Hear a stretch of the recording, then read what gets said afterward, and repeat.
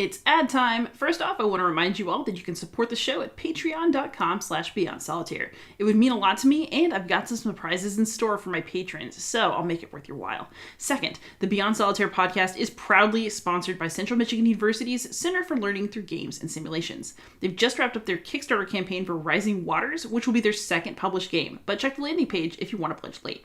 You should also have a look at their site for information about their certificate in applied game design, which features upcoming classes from Eloy Santa, Lamar Smith, and in a few months, yours truly. For now, though, let's get on with the show. Hey, gamers, this is Liz from Beyond Solitaire, and this week on the pod, I have a very special guest. This is Kathleen Mercury. She is a teacher and game designer, and all-around badass. I'm happy to have her on. How are you doing, Kathleen? I'm great. Thank you so much for having me. So tell us where you are right now. My neighborhood is called Dorovanț. I'm in Bucharest, Romania. I'm in the second year of teaching at the American International School of Bucharest here in Romania.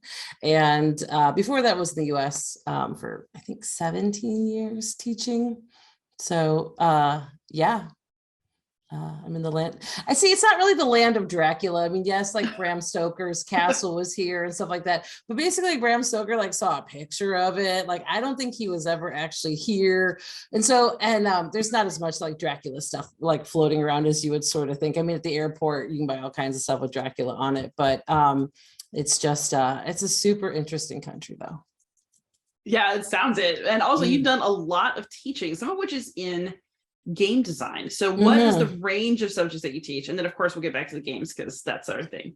Well, it's funny because my first 2 years I started off as teaching English and social studies. Then I taught gifted for 15 years, which is how I was able to teach all kinds of things: tabletop game design, role play game design, cosplay, that's a whole other thing, congressional debate, crop circles, augmented reality, robotics. Like, I could teach like whatever I wanted. And so, and then for these 2 years here, I have been teaching math and science, and now design, which is one of the 8 disciplines within the International Baccalaureate curriculum. So I've literally taught everything almost at this point. I haven't taught a foreign language, and that is because I would be terrible at that, because I don't speak any. I'd be like, okay. It'd be like Chang in Community. I'm a Spanish genius. No. So now I'm currently teaching science and design. But back in the US, I was always looking for projects that would make my gifted children struggle. So I taught high IQ kids. And for a lot of times, school was a pretty easy endeavor for them. I may work or whatever, but like my job was to teach them how to struggle. My job was to teach them to make something bad. And then what do you do to make this better? And how do you handle that process? Because if they thought school was just like, do something once and get an A on it and move to the next thing, like, we have not been preparing you for life. And so that's one of the reasons why game design works so well, because it's really fun, but it's also so incredibly frustrating. You'll never be finished. So there's so many things you have to like learn about yourself, honestly, when you're working through the process. And because I hate the expression, those who can't do teach, because that's a misquote anyway, but that's how I started designing games along with my students. And so my first one just came out a year ago called Grease Lightning. Another one of my games is in the process of going to print very soon. And another one of my games, the publisher and I are in talks about it, like, if it's something that we think we can make work between us. And here we are. So basically you learned how to design games as part of your life as a teacher. You weren't like a game designer before who decided to teach it to kids. Correct. What made you jump in?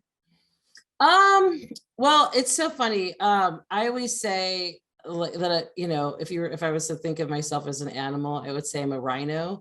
And I always define that as big, stupid, and I run until I hit something.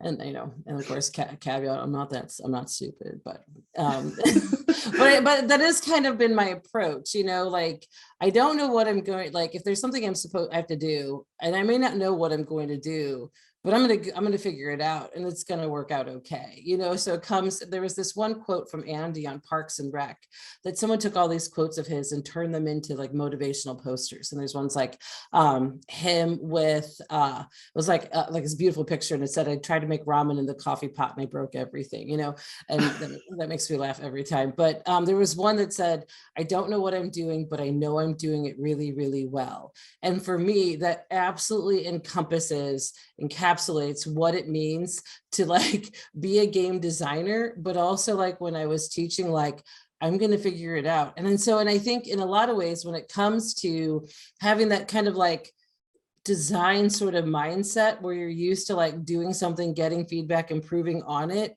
like a lot of ego drops away, because I'm bad at stuff too, so in talking with my students, like I asked was at parent teacher conferences, I was asking, it's like, what can I do better? And they're like, we're not really used to being asked that. I said, well, but like, it's like when I play test a prototype, if there's a problem, I don't know unless you tell me, and so we had some really good conversations, but they were not expecting that. But that just, I think, comes from being a designer is, you just have to be okay with the mess, basically. But that's what teaching is, like we design stuff all the time. So game design is just like a different medium, honestly.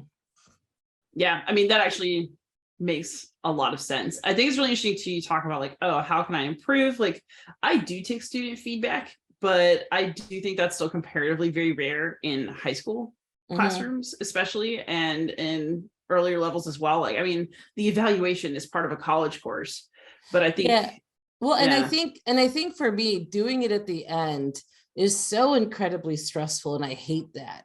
And I don't see the point of that, like if it was something that because let's say that I give, and because I've had to do this, right? You give somebody feedback and then they mention something like 2 months ago that didn't work for them, like I feel bad. I can't do anything about it.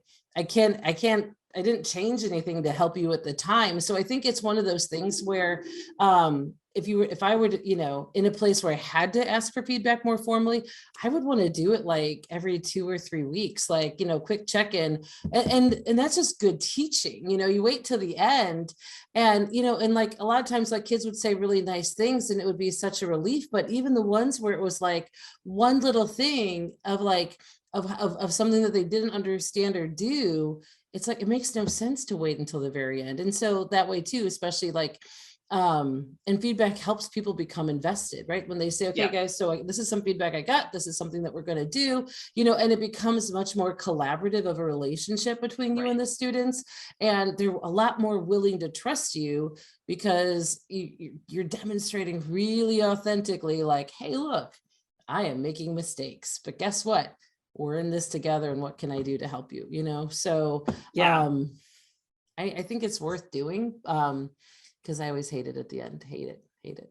Yeah, I mean, I think it also models like what you're really asking of them, because that idea that you don't have to give feedback and you just accept is part of that kind of transactional aspect that you're trying to avoid. If you're trying to get kids to challenge themselves instead of just one and done it. Like a lot of my students sort of feel like, well, I half-assed this work, I handed it to you and it's done. So can I just get my grade and go? And, they're not necessarily even interested in feedback because the relationship is over once there's a number. Yeah. And that's a thing that we struggle with too here, especially because we have a different grading system. I mean, it's through like 1 through 7, but it's weird because it's kind of like 3, 4, 5, 6 are like kind of like the C to B range in terms of like C is like you're meeting that expectation. B is you're starting to really get it. And so to get into the A range of like a 7 or even an 8, because they're actually, that's a whole other issue. When there's an 8, when there's not, that's a whole other thing. And so within that tiny range, you're kind of covering like, where are they? And so sometimes also for me as a teacher, making that decision on, we have rubrics and all this other stuff, but, it's always ultimately a judgment call. And, for as much as we stress and, like, trying to get this as right as possible, make the, the rubrics clear, all that stuff. And then, kids look at the number, they're like, oh, I gotta blah, blah, blah. You're like, but, so, I think, so what we started doing to help with that was we have the kids write reflections on why they got that on all the different things. So when we post comments in their grading system, like we have to, comments that we post are students' reflections on what they did, because I can give them a lot of different feedback on stuff and they may never ever look at it, but when they have to really look at it and give themselves feedback, because sometimes too, they're like way harsher on themselves than I think they need to be. So it's a good time too, to like check in, like, no, this is actually all right. So. Yeah. Mhm. Oh, that's awesome. So I guess, how do you get the kids to take the leap into game design? Like, I'm actually in the process of designing my first game with a friend right now, and it feels so messy and so uncertain. And I don't know that I could ever do it by a deadline. I don't know, like, we're just kind of naturally moving on. And I'm working with David Thompson. He's done this a million times. So this is easy for me, right? Like I could just, you know what I mean? Like I'm working with somebody who knows what they're doing. Yeah. But how do you, it just scares me. Like the thought of trying to break it down, grade it, assess it, chunk it. Well, I mean, and so with this design, the way we're doing it now, there's like the design cycle has 4 stages, and each of those stages has like 4 different strands, so like different parts of the design process. For me, I feel like we do like the kids are supposed to do way more writing and less actual doing, which I personally have a hard time with, because when I started teaching game design and like literally making everything up as I went, having kids write things is a way to say, okay, they know this, they see this, they're doing something. I can have them do something, but especially the more I got comfortable with it, and then took classes from Stanford University's design school, did their boot camp and a bunch of other stuff, became much more comfortable with the idea of like rapid iteration and just all these different things. So I moved away from having the kids write a lot. They could talk about it, and there are times where maybe I could have had a little more like self-reflection from kids, but I feel like here, it's an interest. There's some things that are different than how I've done it before. Like we're basically going to work through one cycle over the course of a few months. Whereas before I would have the kids kind of do like of a design cycle 3 or 4 times in that period, so, right. So, but basically, I mean, I think like anything else, like if you're going to have kids design games, there's a few things to keep in mind. One is what I call like, game literacy. Like if you're going to write a mystery book, you better read a bunch of mystery books. So if you Google make a board game or kids make board games, something like that on Google, you're going to see a lot of things that look like Monopoly, Chutes and Ladders, Candyland, because that's their level of gaming literacy. Those are the games they know. So if you want kids to design games, you have to play games that are like the games you want them to design for. And so when I have kids play games in class, you have to have that as part of a game design class. And each game has to have ideas that they could rip off and put into their game. So the cool thing for me this year is because I have this one class for design where we're doing board game design. I'm also their science teacher. And we've been doing ecology and ecosystems and biomes and food webs and all that. And back before, when I taught game design, the first game I would ever have kids design is a game about an animal, because animals' lives have conflict. You're a dolphin, I'm a dolphin, there's one fish, we have a game, right? So it actually is moved into something that I am more comfortable with having students design around a game, because it's so concrete, like as far as like, what are the animals, what's the conflict that they have, and it's something that you can easily model into a game, because when kids make games, the board looks like a world, it tends to look like a map, no matter where it is.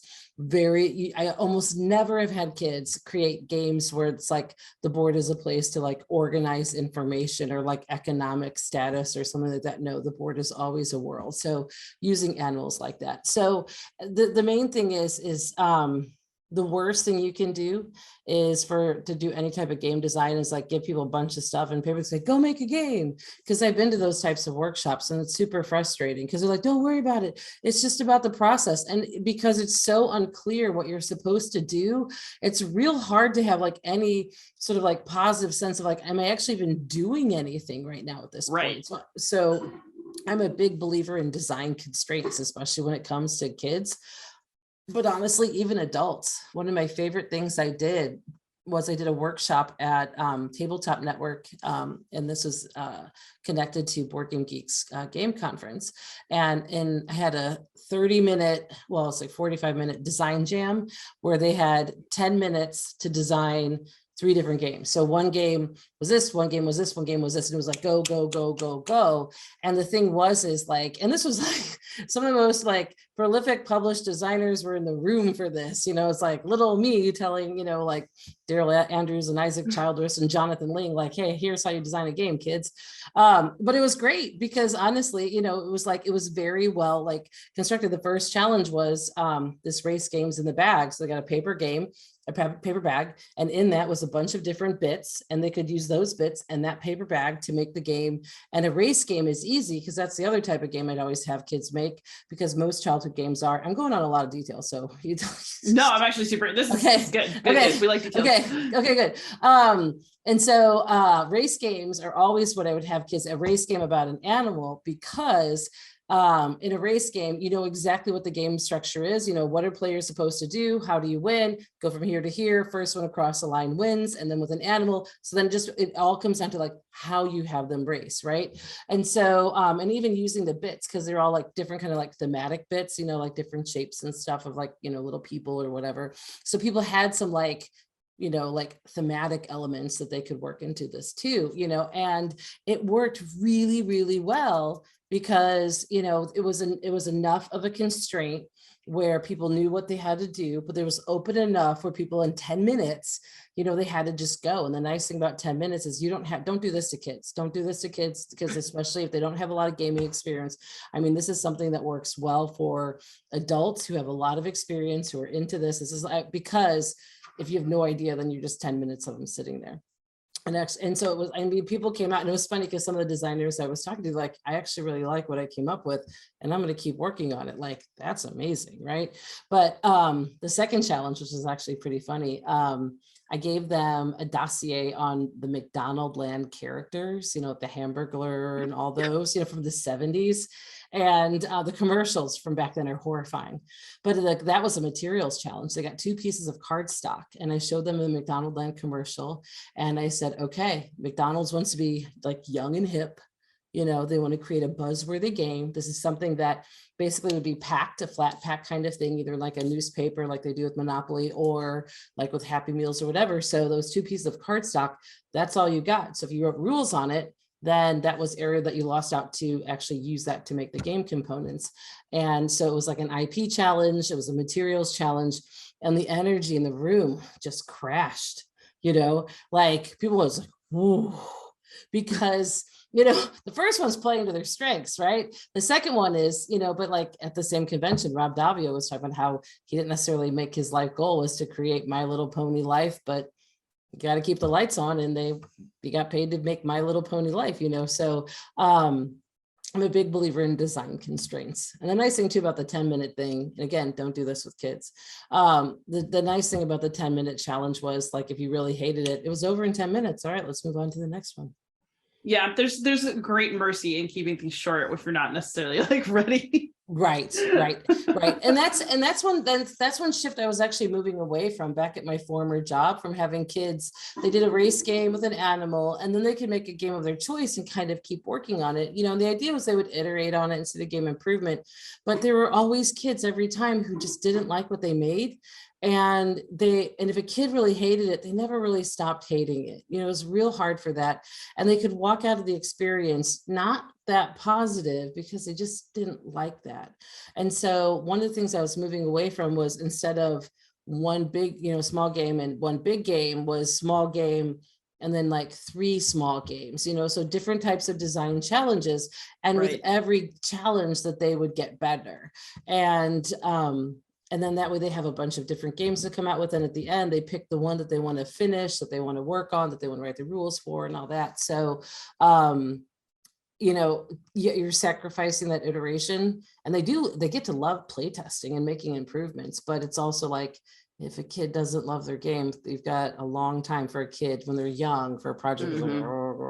So there's different ways to approach it.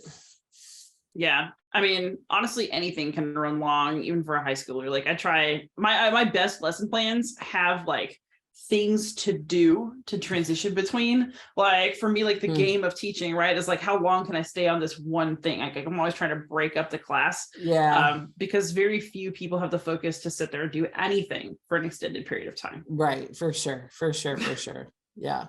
I was thinking about science and how we were setting up our little eco columns. And they're like, I mean, that was the opposite type of lesson where you had like, okay, there's 18 different things we're doing right now. Buckle in, face, eyes up here. Here we go. But it was okay. That's awesome. So I guess one of my, it's like a softer skill question as a teacher, right? Because you can't create, like, how do you help students work through frustration and the feeling that they're not getting anywhere, especially if they're students who are used to success Yeah. immediately? Like I feel that when gifted kids hit a wall, it is always the worst the first few times they do it, because to them it's such a novel experience and Right. they hate it. How do you get them through? Yeah. And I think a lot of it, especially when I was working with gifted kids, my classes tend to be a little bit smaller, and I would work with them in 7th and 8th grade. I mean, I did game design in 7th, but when I got them again in 8th grade, I knew them pretty well. We had that relationship going.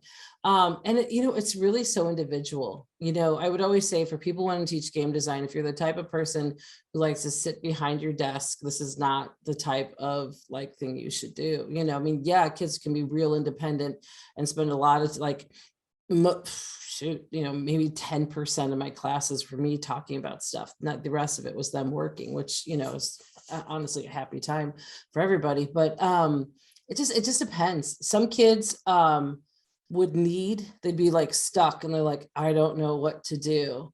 And I would say, what are the things you're thinking about? And then I would say, do that one. And then they'd be like, oh, okay. And then they could keep going. You know what I mean? And sometimes it's that. And sometimes, some kids would come up to me like, yep, that's Dilly of a humdinger there, Jethro. What you gonna do about it? It just depends on the kid and what the type of push they need, both based on like how how they work, but also what they need to do. And sometimes I mean, very rarely, but I had kids like put together whole game projects the night before because they just struggled so much throughout, and it's not that they weren't capable of it. It's just, for just their particular chemistry and their personality and all that. And they would finally put something together at the end, and they knew, and I knew, because they have to work. Oh, I mean, that's one thing you have to like actually do it. You actually have to make a game. You have to like come in with something. You have to draw the 30 cards. You have to do the whatever, So if kids really are bottoming out on that, you can see it. So it's just when kids want to especially when kids really hate their game and want to restart at the 11th hour. And I would usually let them, because, that's part of the process. How does this go? Is it going to work out for you or not? But if it was like they just didn't really do anything, and then at the end they wanted to restart it, yeah, the positive takeaway is, in the end, nobody really, I mean, this is just a game, right? This is just a school project. The most important things at the end were always like, what are you going to take from this experience that you are going to apply to other avenues in life, that you're going to apply to other classes, etc. And like, that's where you got to really saw the soft skill development, everything from, if I'm struggling, I should reach out to other people and get their ideas and feedback on my ideas so that I can move forward. Like the things you're like, yes, God, those are all the things that I want to see you do, So game design works really well for that. So how do you put a number on that? I mean, we talked briefly about rubrics, but I mean, you can't, I would feel uncomfortable grading kids on the quality of the game they produce. Yeah, and I didn't. No, I didn't. So, but I also would not want to just give only completion grades, because then you have kids who just kind of farted something out and they're like, well, I did it. So how do you? So it's kind of funny, because like at my former school, if there was like, they farted something out kind of thing, like I think we kind of forget sometimes just at how monumental that can be. Just to even get something done, especially when you're working with such, like could be so far out of their comfort zone, like that can be success. When it came to assessment, So much of it was about the process. It wasn't about the games, because the games aren't going to be good. And it was funny because kids are like, no, you need to grade them based on if the game is good. And what they meant by that like I worked on it and I made the game better. And that's really where I try to focus on, like, where did you start? Where did you end? What are all the things you did along the way? And the more they could articulate that process, and this is actually kind of more like in line too with where the IB school is having kids really like explain and articulate their thinking, their process along the way. Right. The more they could do that, then that's where like their grades would come from. Like the rule books are easy because they tend to be pretty, like, I mean, you can grade on grammar, you can grade on a whole bunch of like very objective things in terms of what they write. But for games themselves, because you're going to have kids, who are so incredibly ambitious and fall short.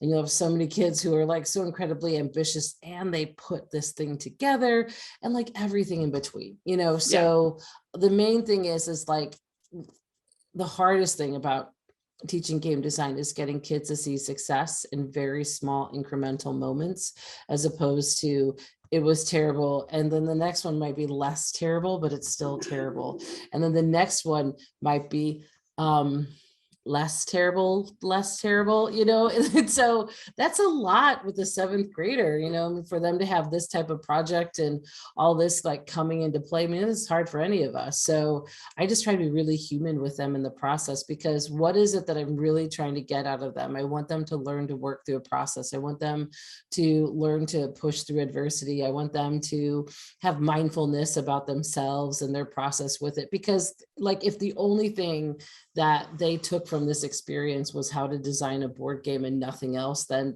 I failed. That's not really the point of this. They do make legit games. They make good legit games sometimes, but it's everything that comes into play with it, because you've got math and science and arts. You've got like, it's so comprehensive with all the different things. There are things any kid can probably find to be really successful. And there's other things that, will be a challenge for them at the same time. Like, that's awesome.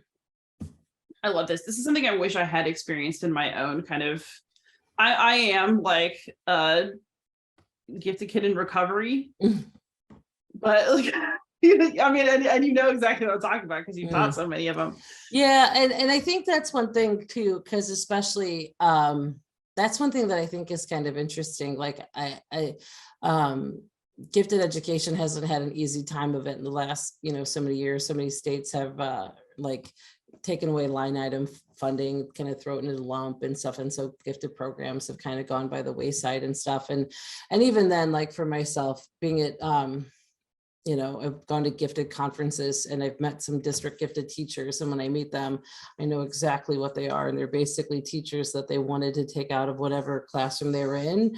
And they put them in with gifted kids because they're like, at least they can't make them worse, sort of thing. I mean, and that's, a small number, but it's so incredibly frustrating because I do it. And there's some pushback here. I think in the internet, like gifted is not super common, out here in the international wilds. And so there's a lot of pushback towards it, if it can be seen as like elitism or whatever. And my thing is like all kids deserve to learn at their level every single day, period, end of story.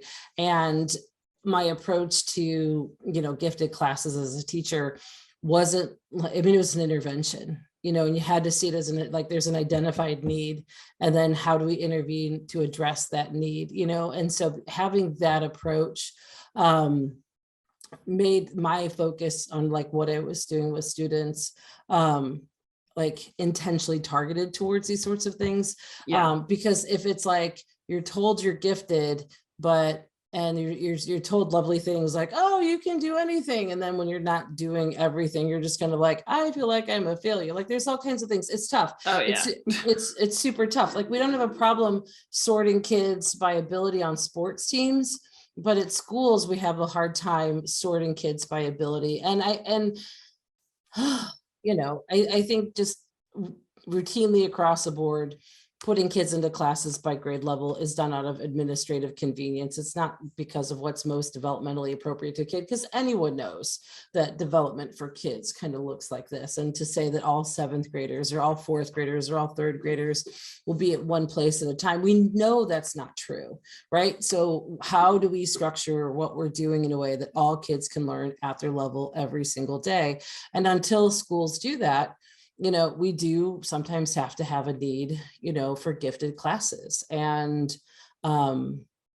it's funny too, because like, I don't try to like, it's kind of weird because especially when people like really deep-seated rooted beliefs about some things, even if they're not necessarily based on like research and stuff, it's kind of hard to have those fights. But I got in a discussion, not fights, but heated.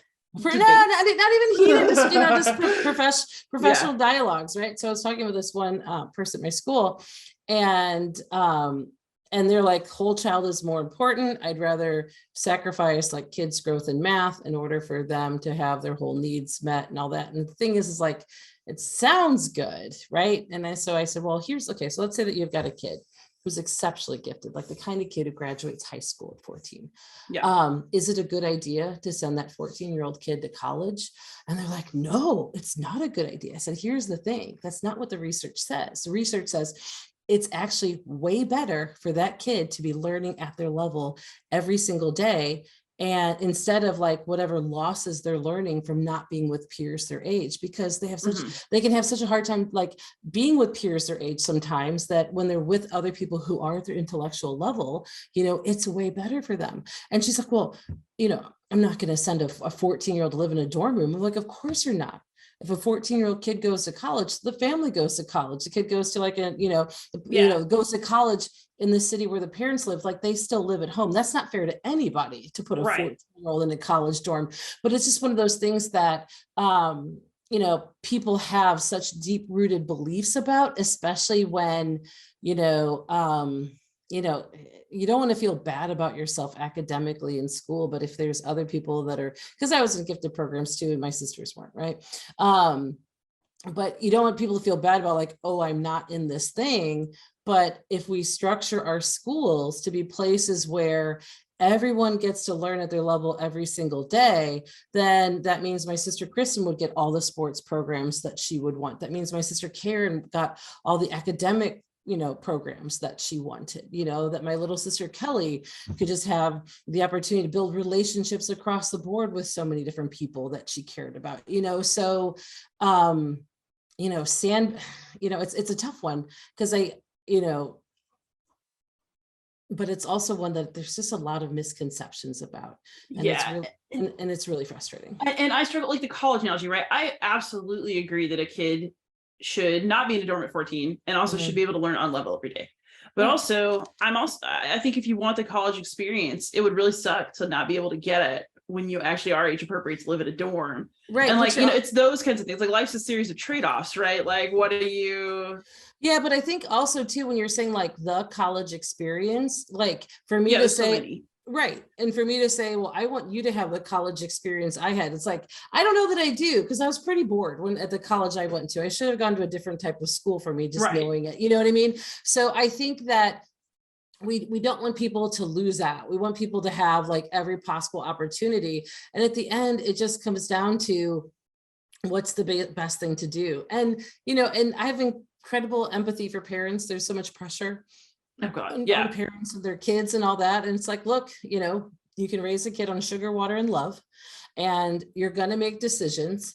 And from there, because one of the things I was talking about with some of the teachers I work with here at the international school, we have a very transient population. And that was one of the things I didn't expect. I knew that teachers move around, like you get a 2-year contract to start. Most international teachers tend to stay 3 to 5, 4 to 7 years, go on to and work all over the world. It's actually super interesting.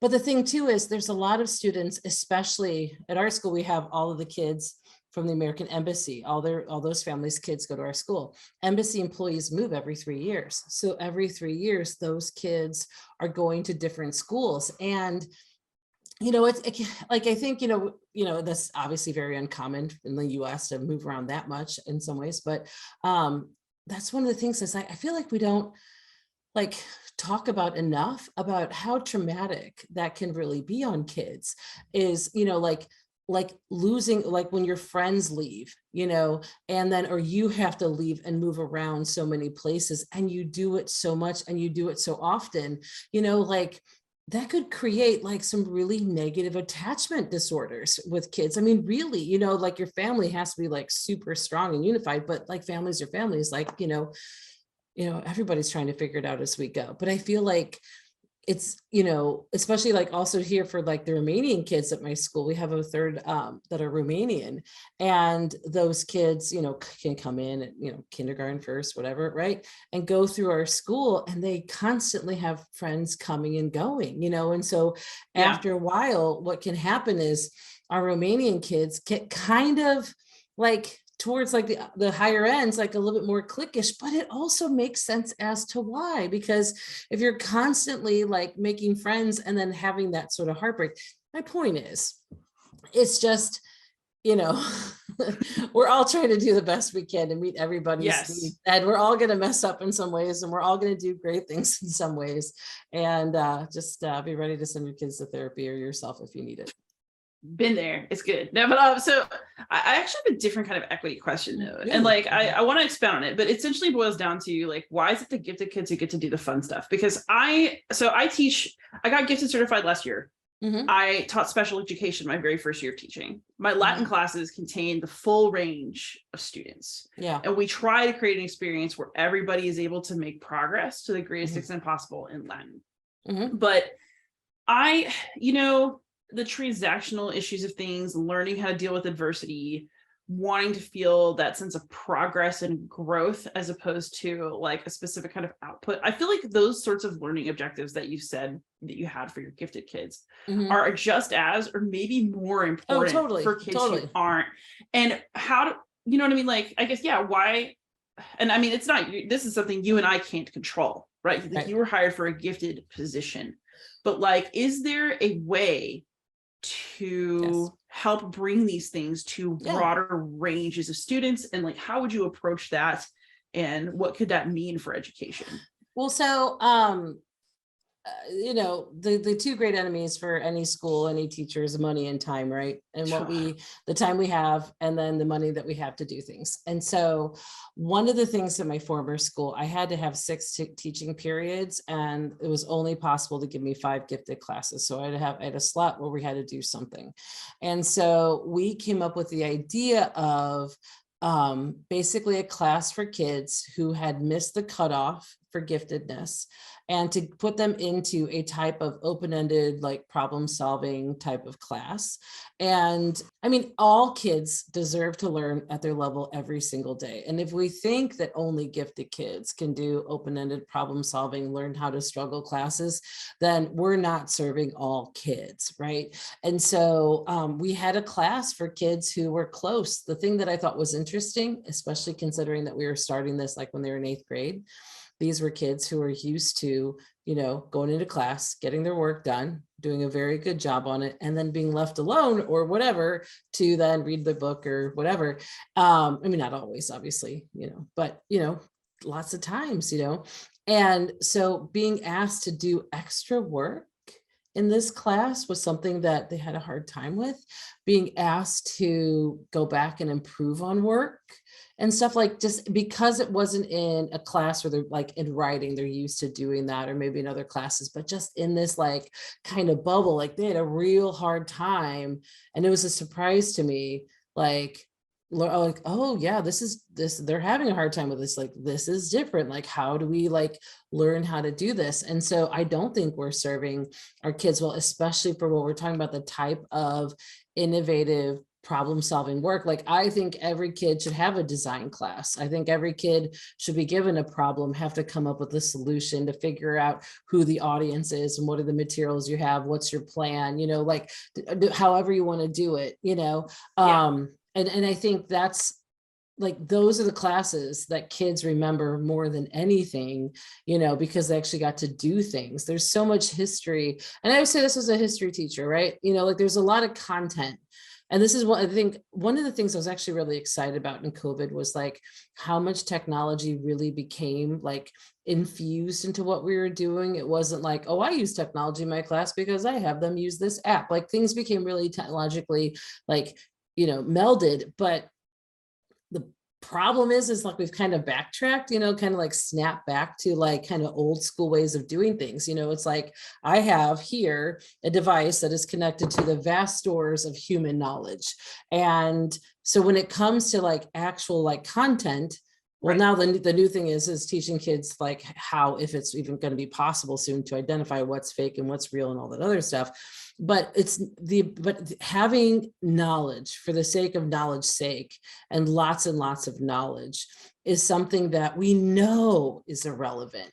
You know Yeah. what I mean? Like kids can study for super big exams, do really well on them, and then forget everything that was on that exam. And like, so is it about cramming? Is it about this? Like, think about it, work, like, I mean, obviously as teachers, we work independently, but there's so many fields where literally you work in groups all the time.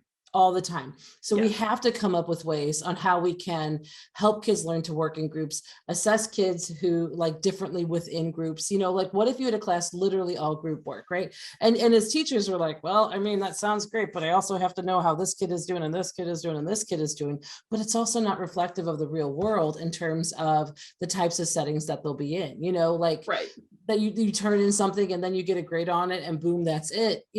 I mean, we try to make our assessment like more fluid as far as like as a snapshot, as a place of here's where you are, here's like it's not like it's not a percentage of like what you got right. It's based on like different strands of understanding or whatever, or demonstration of different skills or whatever. This is where you're at. These are the things that you'll need to know how to do, or you'll need to show more to do better next time, which I do like that approach. Because like at the end, we have to be able to say, here's where kids are at in some way. Right. And no one knows, what's the best way to do that in a way that keeps kids motivated as opposed to demotivating them. It's tough. Yeah. And like, I guess my thought is what I'm kind of taking for this, because I love doing this podcast because I always like end up with my own little thoughts about things, right? From talking to smart people. But like, I guess it makes me think like, yes, everybody should get to work on their level every day at school. Mm-hmm. But I don't think that anybody's level is sitting there doing a worksheet. Yeah. If that makes sense. Like right. everybody should be getting something that's a little crunchier and more interactive and more. Yeah. I mean, but here's the other thing. Yeah. Because as far as a worksheet goes, it just depends. It Yeah, depends what you're doing on there, right? Because it just depends. But the other thing too is like, if every single class for kids was like deep and crunchy and interactive and multiple things going on, all this other stuff, kids would go home and fall apart.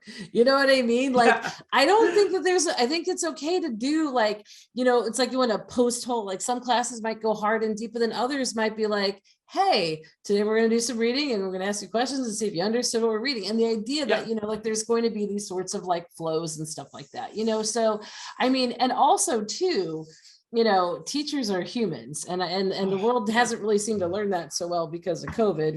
We were expected to turn into computers along with our computers too.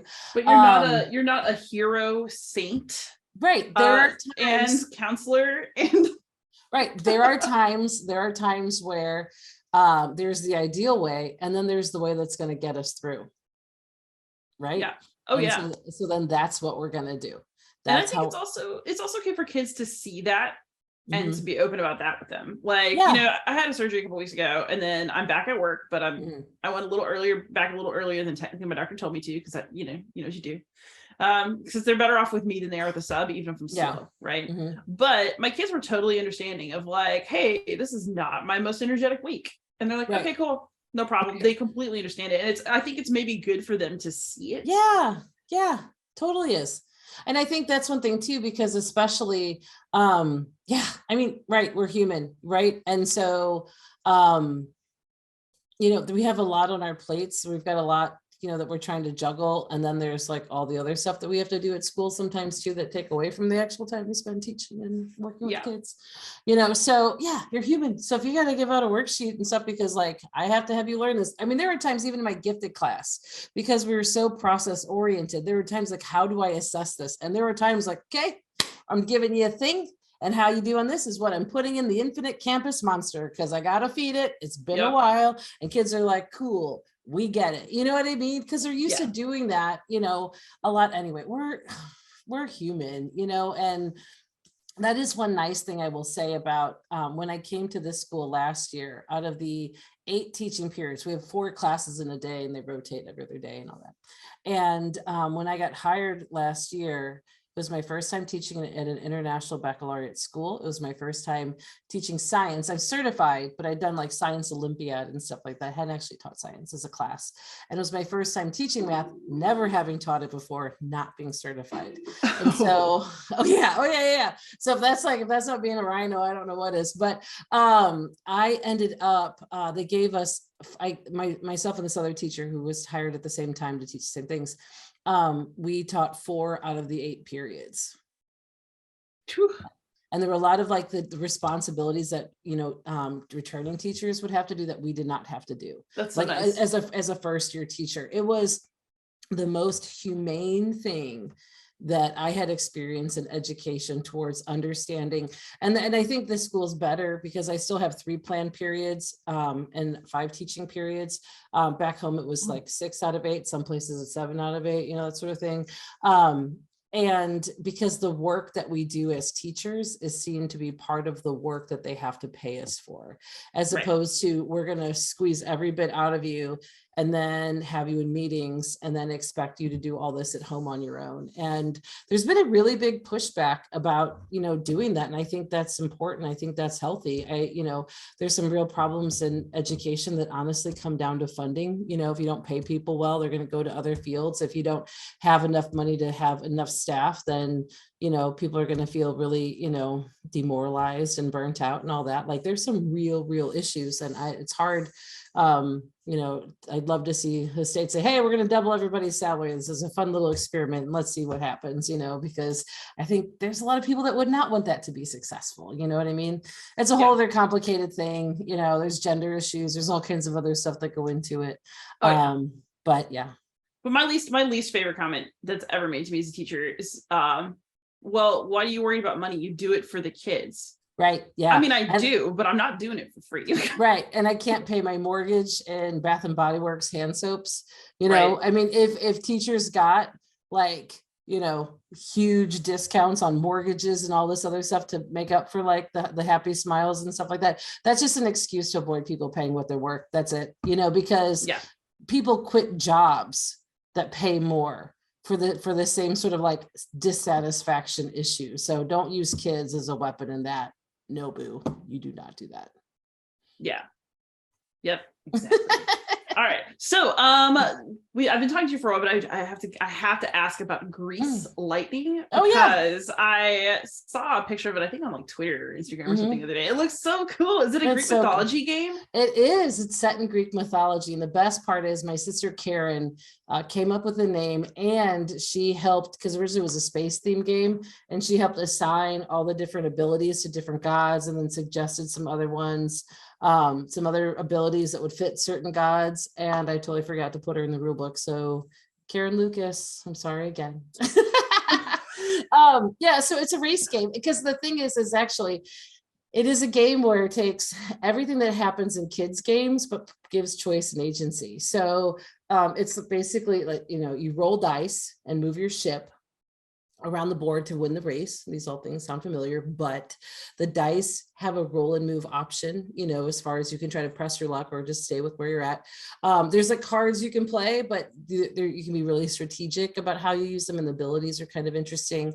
The big thing with the board is because it's circular and it's like pie wedge shaped pieces, that when you put pieces down on the board, it changes the pathway. So you can put like something bad in front of somebody else. You can put something good in front of yourself, so those pathways like help with like it's probably the most innovative, neatest part of the game as far as like changing how it looks and stuff like that. So yeah, I mean that's one that I think we worked on that. Mark Selmeyer, my co-designer, I think we worked on that one, I think it was 8 or 9 years before we like got to hold the physical copy in hand, like, but and that's the thing, because even talking about like passion projects, like if I had known, like the thing like that you would do anyway, it's like if I had known that it was going to take that long, would I have still done it? Yeah, totally would have, so yeah. And it was a big deal to have my name out finally, in a game on the shelf. I've like gone to game stores and seen it sitting there. That's super exciting. So yeah. That's awesome. And for those of you who are listening, it's Greece, GREECE. Yes. Lightning. Yes. From WizKids, and it is available for purchase. So yeah. Fantastic. And then what have you been playing for fun right now, just that brings you some joy? Ooh, so my I'm looking around my stacks of games and stuff like that. So I've been actually traveling a bit, and my boyfriend was here for 3 weeks, and he is a war gamer. And that's very different than I am as a gamer. I'm like a fast and loose kind of player, but we actually traveled. His favorite war game is Napoleon's Triumph. So we actually traveled to the Battle of Austerlitz site outside of Brno in the Czech Republic. And I know some people call it Czechia or Czechia, but anyway, so in case people yell at me about the pronunciation, I know which I'm probably wrong on which one I'm choosing for the name of the country. But the point is, we went to the battle site. We did like 7 hours, so if there was a place where Napoleon blew his nose, like we were there, so that's like as far as like, and the tour guide, she was just like, she's given so many tours to people who are like obsessed with Napoleon and this, that. Never ever had someone wanted to go because of a board game. So that was pretty great actually. But we play a lot of like 2-player games, small, fast little 2-player games. So like, Love Letter. I love Oink games. So I just went to Essen and I bought, I always buy the Oink games that I don't have. But one of my favorite card games, because I sold off most of my games or donated a lot of them too before I came over. And then it's like, crap, I really want to have this game. And one of the ones that I've had such a hard time finding over here is No Thanks. It's a short little fast card game. And at Essen, I was having dinner with one of my friends who's the Alex Diego, he's the chief operating officer for Amigo Spiele. And he's like, well, that's because it's one of their games. So like, I can't find it anywhere. And he's like, oh, it has a different name. And it means Schöne Scheiße, which basically means like nice shit. I was like, because I was looking for like no things. So I was looking for Nine Danka, right? No. And so I ended up finding it. So I finally got that, and I've introduced that one to friends and play that one too. And so a lot of like small tabletop stuff, but it's like, because that was the nice thing too. Like we went to Berlin and we spent a couple afternoons at beer gardens. We're literally, beer, some yummy food, drinking, playing games out, lovely weather, like, oh, so good. So good. If anyone is interested in teaching internationally, by all means, I'm always happy to talk about it, because having a fall break is pretty awesome for a whole week, and, hanging out in beer gardens all over Europe playing games. Fantastic. Not terrible. Fantastic. Not terrible. So speaking of people trying to get in touch with you, where can you be found online right now? What is the easiest way to reach you? So my website is KathleenMercury.com, and I share all of my game design teaching resources there for free. Everything you'd want to know about teaching game design.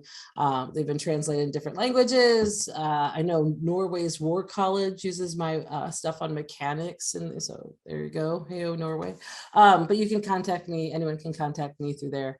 I'm on Twitter and Instagram at Mercury. So it's 7 M's.